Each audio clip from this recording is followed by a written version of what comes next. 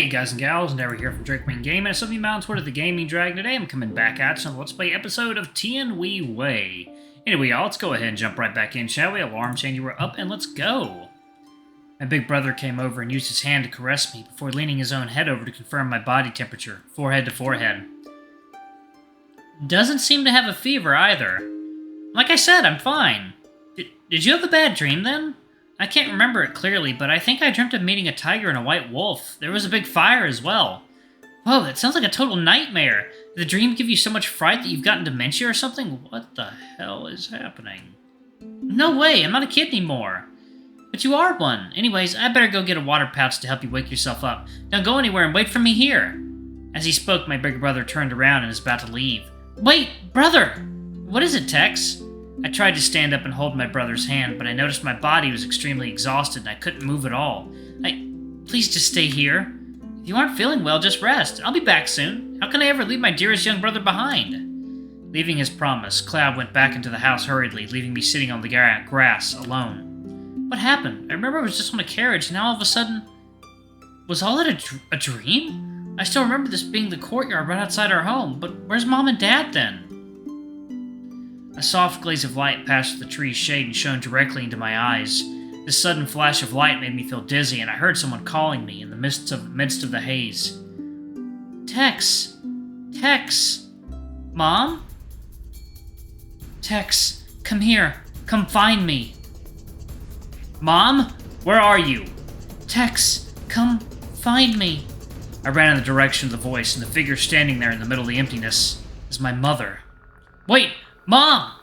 I ran forward with every strength I have, trying to catch up to the figure in front. Mom, don't go! Don't leave Dad and us behind! Come and find me, Tex. You haven't told me what's in the book. I still have so much to ask of you. Tex, find me, Tex. No matter how far I ran, the figure ahead was so distant, only to be seen but never to be touched. The figure was also moving further and further away from me and closer into the light. Oh. Tex! Ah! I jolted awake suddenly after being shouted at, to find myself leaning onto Tian Hui's shoulder with a small trail of drool dripping from the corner of my mouth. Are you okay, Tex? There's sweat all over your forehead. I'm fine. Did you have a nightmare? Here, drink some water. It'll make you feel better. I'm fine. Thanks, Bayou. I quickly shook myself out of the stupor and wiped the drool from my mouth while also taking the time to look at Tian He, only to be greeted by a strange stare of his. What's with that facial expression of yours? Mommy! Mommy!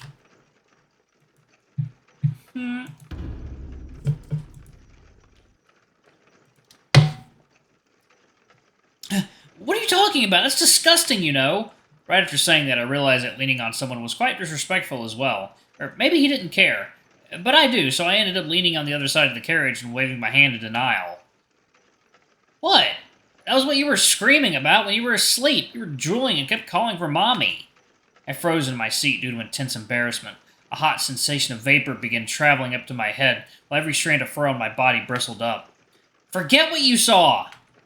Come on, no problem. Keep it up. One more time, but louder. Mommy! Stop!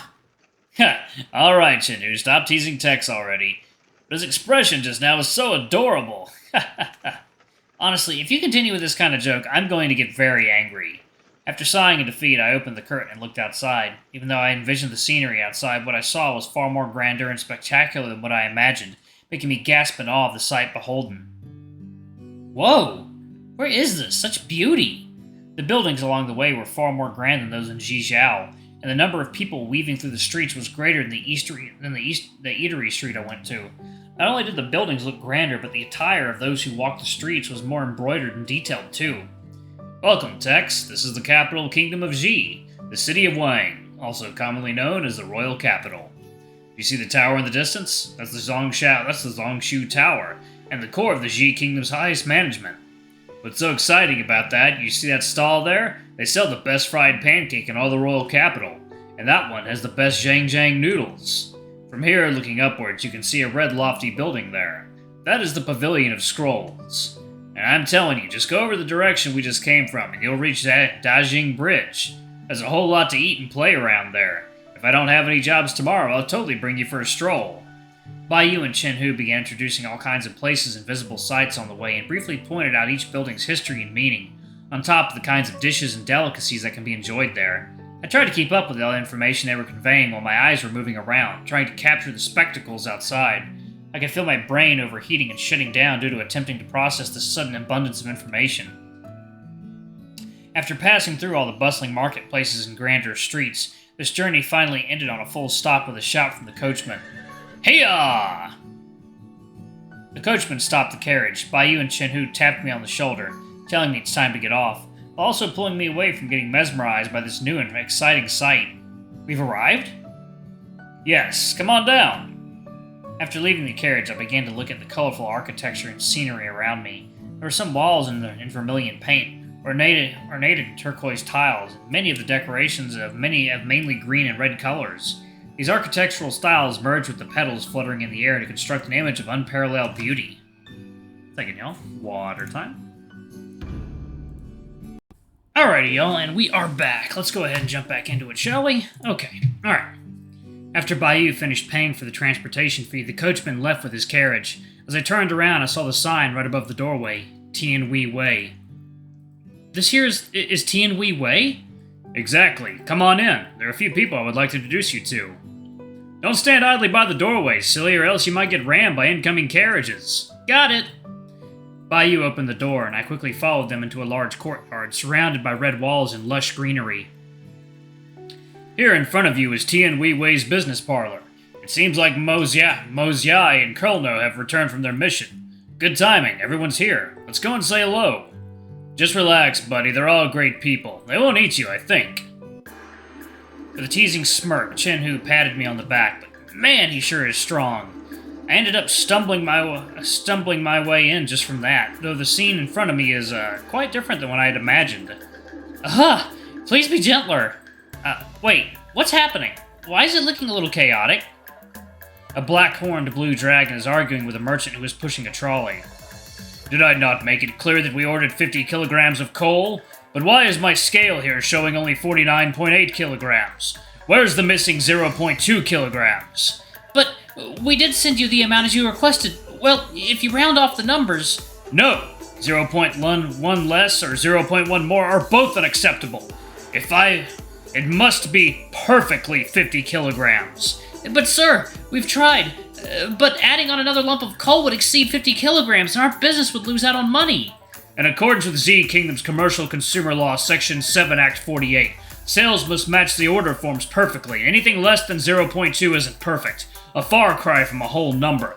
Business is done on trust and credibility. Do you understand? I'm terribly sorry. This is caused by calculation errors on our end. We'll return and review this ourselves. I ordered from you guys because you said your services are impeccable and follow procedures in accordance with the law, and yet you can't even weigh out a whole number on the scale? Sorry. And on the other side, in the back of the courtyard, a person in hospital gown ran out in a crazed panic, screaming and yelling. Following him in the trail of dust is a black, goat-like beast man waving a medicine vial around while chasing him. I'm sorry, Doctor. I promise to keep it close out of my body, please, now on. Never will I pull an all-nighter again, so please don't make me take that medicine anymore. Oh, what voice should I do? Oh, wow, he does look insane. I like his horns, though. Okay, what voice should I do for him? Yeah. I know we're in China, but let's give him a more foreign accent. Let's see. Quit your blabbering. Good medicines are supposed to taste bitter. Now come, help me test this new prescription I have made for spirit improvement here. Quite a cast of characters we have here. No! Please, Doctor, I beg of you, I really have recovered. No, you're not. Being cured of your sickness now doesn't mean you're cured of it forever. I sensed your pulse earlier. Your body still has some lingering sediments from your sickness within. We mustn't stop with the prescription. Help! Anyone, please! That thing is just too disgusting to drink! In addition to the arguments and chaos from these two areas, there are also voices of complaints and endless apologies coming from the front desk. It's like customers criticizing the young girl in front of them. I have already made a reservation for my commission here since last week, So why isn't there anyone coming over to help? It's been a week already. We're terribly sorry. We will dispatch relevant personnel to resolve your issue as soon as possible. But currently, due to our queue of commissions being rather long, we may need more time before dispatching members for your commission. Your effectiveness is extremely tardy here. I even had a reservation made beforehand, and yet my next-door neighbor, Old Man Lou, already had his request done, despite his reservation being done later than mine. Why is that? Really, really sorry about this. We'll make sure to dispatch someone in the next few days. Why are you just apologizing non-stop? I'm sorry. Regarding me, who can only continue apologizing, I am truly, truly sorry. Puh, enough! Finding your organization to take on my job is a waste of time. I might as well ask Shinzong Fu for help. If you lot will still fail to help me in the next 3 days, I will file a complaint to the ministry. Sorry, I'm terribly sorry. I promise your issue will be resolved tomorrow.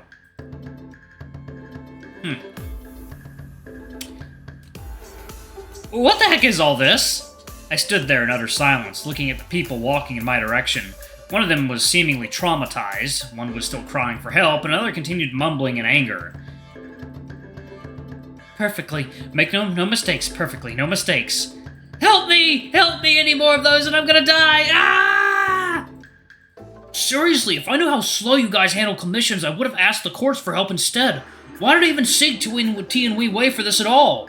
I turned around to see the three of them off, who were slowly leaving the courtyard of Tian He, and then turned back to see the ones who were in the parlor. Oh, that's a great shot. The Azure Dragon sat down on the left side sofa, crossing his legs while calculating something on the bill.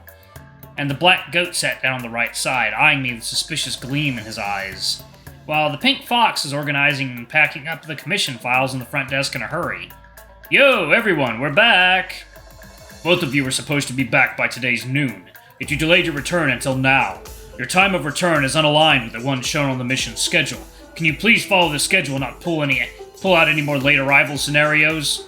Honestly, Mojia, ease up a little on the strict rules, else it's gonna get tiring one of these days.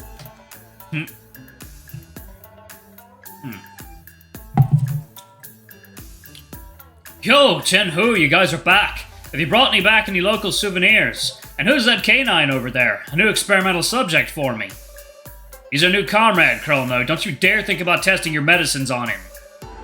We're sorry about this, but mister, we're almost closed for the day, so could you please come back tomorrow? Sally, he's not a customer, though this was decided by me and Tianhehui on our own. From today onwards, he'll be working here as our newest member. Bai Yu and Tianhehui walked past me and entered the hall. I looked upon these unfamiliar faces with fear and joy churning within my heart. I wonder what kind of life awaits me beyond this door. Family, huh? Hey, what are you standing there for, man? Come on in. How about we start off with self-introduction? Alright, actually gonna pause it right there. Thank you all so much for watching. Don't forget to like, comment, subscribe, ring that notification bell. I love you all, and I'll see you all in the next video. Bye-bye!